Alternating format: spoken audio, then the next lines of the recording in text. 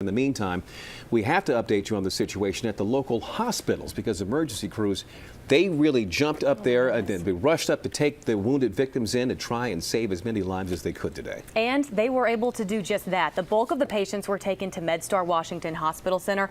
Our Roz Plater has been at the hospital all day and she's live there with the very latest. And Roz, you actually have some good news to report.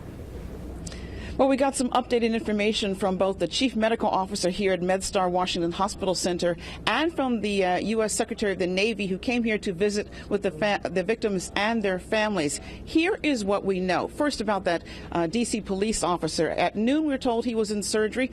As of 4:30 this afternoon, we're told he is still in surgery in what is being described as a very complicated procedure utilizing multiple doctors. Now, you remember, he is the officer who is said to have confronted and engaged the gunman. He was shot in both legs, involving both bone and blood vessels. So it is a very complicated surgery. We're told it may indeed continue for several more hours. On that second victim, a female civilian Navy employee, she is also currently in surgery. She was shot in the shoulder.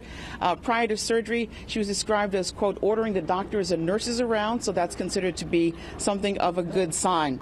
The third patient, also a woman and a civilian Navy employee, is what we're being called very, very lucky. She was shot in the head and does not need surgery, we're told, because the bullet did not penetrate her skull. The Secretary of the Navy praised the work of both the first responders and the excellent trauma team here on what had to be a very difficult day.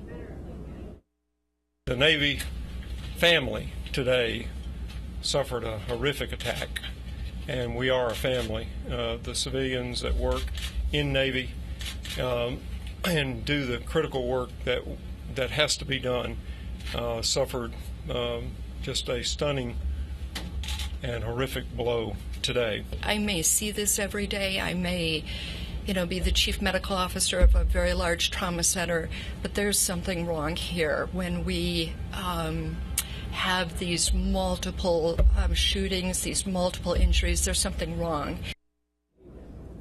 Well, difficult day for all around. The good news, though, is that they have all been upgraded from critical to stable condition, and they expect a good recovery from all of them. They'll know more about the D.C. police officer in the next 24 hours or so after surgery. In the meantime, we're told they do not expect to get more patients here. There may have been some other injuries, but they were apparently treated on the scene and not brought to the hospital. We will keep an eye on the conditions of all these folks here. Again, 2 in surgery, one of them out in a hospital room already. For now, we're live at MedStar Washington Hospital Center. I'm Roz Plater, ABC 7 News.